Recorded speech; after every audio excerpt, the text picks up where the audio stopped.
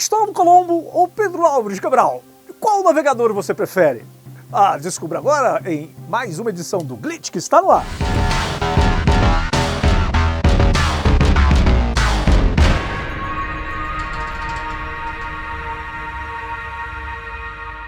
Navegadores existem muitos.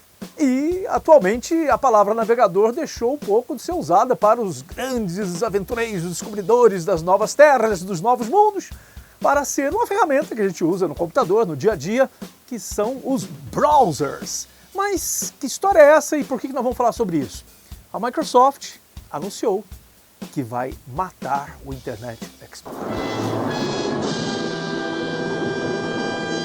Um dos navegadores mais conhecidos em toda a história, talvez até mais hoje em dia do que Pedro Álvares Cabral e Cristóvão Colombo. Mas esse navegador, ele tem uma história anterior a ele. Apesar dele ter sido importante, ter dominado o mercado, quase 95% das pessoas que usavam a internet usavam o Internet Explorer lá por volta de 2002, 2003, mas não foi ele quem inaugurou essa era das navegações na internet. E também ele não é mais aquilo que era antes, tanto que a Microsoft está anunciando a morte do coitado. Bom, a história toda começa com um cara chamado Tim Berners-Lee, aliás, Sir Tim Berners-Lee, que criou lá em 1990 toda a tecnologia que a gente usa na web hoje em dia. Ele é quem criou a linguagem HTML, ele criou o protocolo HTTP, ele criou o primeiro navegador que chamava-se, ora bolas, World Wide Web. Depois, para não confundir a própria web com o navegador, ele mudou o nome para Nexus. Mas esse navegador não foi lá até muito usado, não, até porque ele não era muito simples de ser usado. O pessoal da Universidade do Kansas lançou um navegador também chamado Lynx, que também não foi lá grande sucesso, porque eram ainda algumas interfaces não muito amigáveis. Não era muito fácil de você navegar no navegador. Veja bem que ironia. Um navegador que é difícil de navegar. E aí um pessoal da Universidade de Illinois, o Marc Andreessen, que gostava, né, de descobrir aí novas formas de aplicar conhecimento de tecnologia lá no curso de Ciência da Computação, ele, junto com a equipe, lógico, não fez isso sozinho, fez com o apoio também de um cara chamado Jim Clark, que foi um dos fundadores da Silicon Graphics, ou seja, com muito dinheiro, patrocinando, ele criou um projeto chamado Projeto Mosaic. Mosaic era o primeiro navegador, 93, por aí, que eles lançaram, que realmente era mais amigável, que tinha a capacidade de trabalhar não só com textos e hiperlinks, mas também com imagens. Ainda algumas imagens rústicas, né? Coisas assim com baixa resolução, mas já era um começo da web que a gente conhece hoje.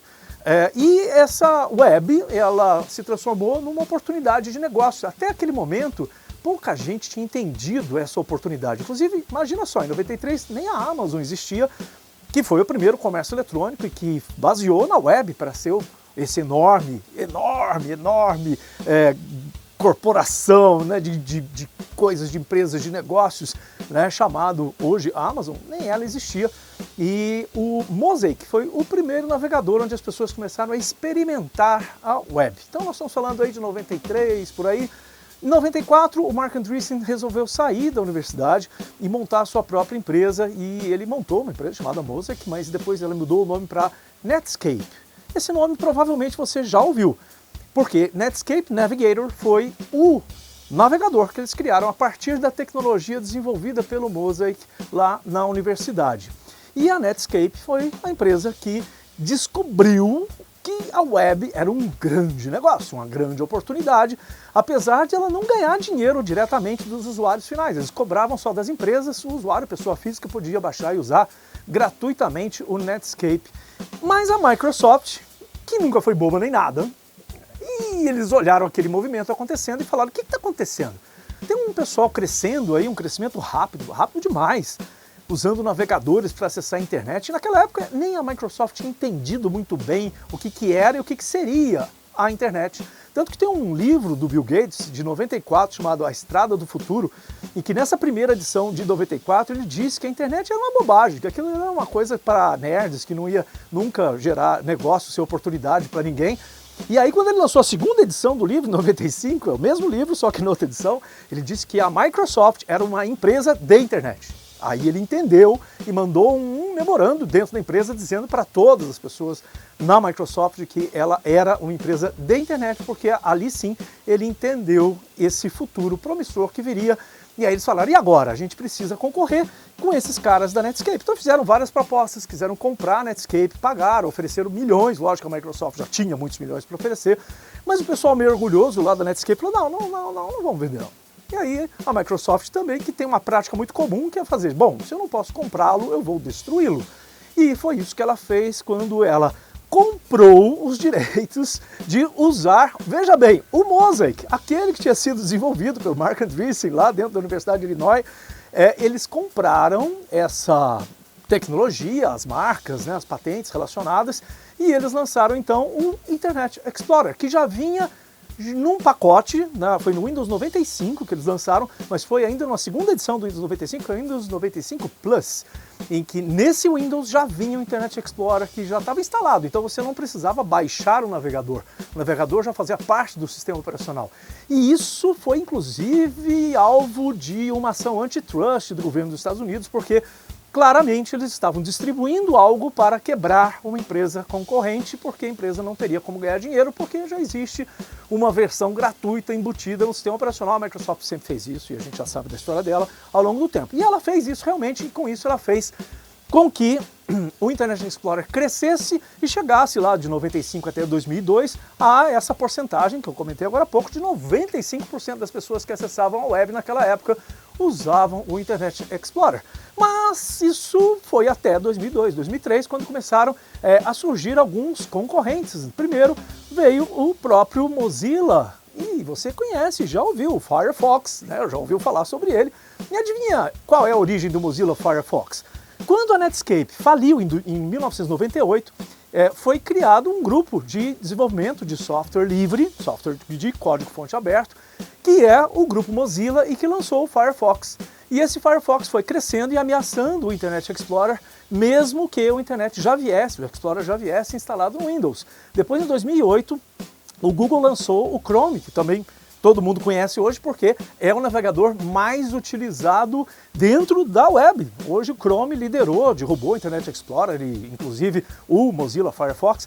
Mas aí chegou um momento que o Internet Explorer começou a ficar insignificante, irrelevante, perto dos outros navegadores como o Mozilla Firefox, o Google Chrome e também o Safari da Apple, porque o volume de pessoas acessando navegadores em dispositivos móveis, e aí começa um outro movimento, que são os navegadores que já surgiram para o ambiente móvel, começam a tomar esse espaço e o Internet Explorer foi encolhendo, até que em 2015 a Microsoft falou, tá bom, vamos lançar uma outra estratégia, lançar o Microsoft Edge, que tem tido até um crescimento razoável, né, e tem tido um desempenho muito bom, é elogiado pelas pessoas que usam, inclusive eu gosto bastante.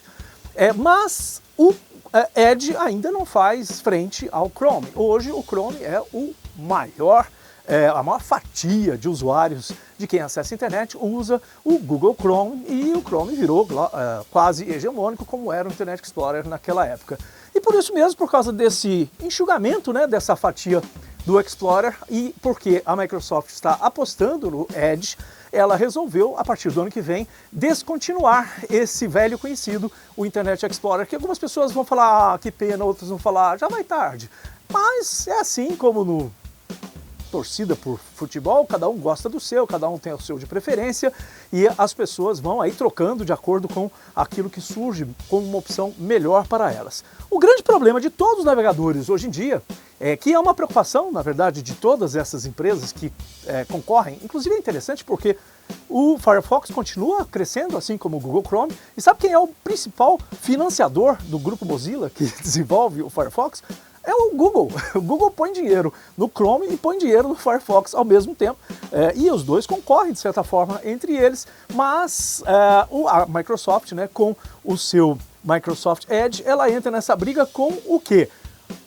A máquina que faz o Microsoft Edge funcionar é baseada no Chrome. Você acredita? Então tem todo um entrelaçamento de tecnologias e de estratégias dessas empresas, porque agora todas elas têm que se defender, porque o que está acontecendo é o seguinte, as pessoas estão deixando de usar os navegadores, quem está usando mais é quem usa o desktop, o notebook, ou seja, as empresas, e as pessoas físicas, usuários domésticos, eu, você, nós estamos usando aplicativos. Quando você abre o seu smartphone e olha lá na tela, quase ninguém tem mais na sua tela principal um navegador. Você tem o aplicativo do WhatsApp, que não usa navegador, você tem o aplicativo do Facebook, que não usa, o Instagram, o TikTok, todos esses aplicativos, eles passam ao largo dos navegadores.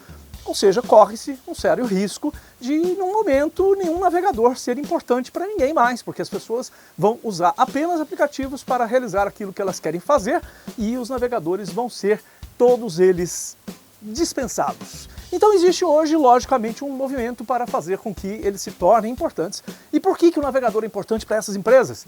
Vamos pensar que essas empresas elas trabalham hoje muito mais com propaganda, marketing, do que com tecnologia. E se elas não têm como monitorar o que você está fazendo, ou seja, se você não usa o meu navegador, eu não sei o que você está pesquisando, o que você tem interesse de comprar, onde é que você vai gastar o seu dinheiro. Mas, em compensação, quando eu uso um aplicativo de uma rede social, aquela rede social sabe o que eu estou pesquisando, o que eu gosto, o que eu curto, quais são os meus interesses e ela sabe o que me oferecer. Então, todas as empresas, tanto as que produzem navegadores quanto aquelas que são redes sociais, elas querem ter controle sobre você, sobre a sua informação, sobre os seus hábitos, sobre você como consumidor, para vender essa informação para os patrocinadores, que é quem banca o faturamento trilionário dessas empresas.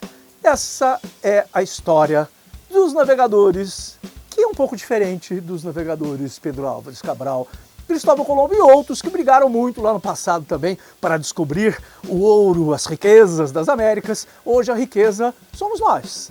Todo mundo quer um pedacinho da nossa atenção. E os navegadores estão perdendo essa briga nesse momento e precisam melhorar muito.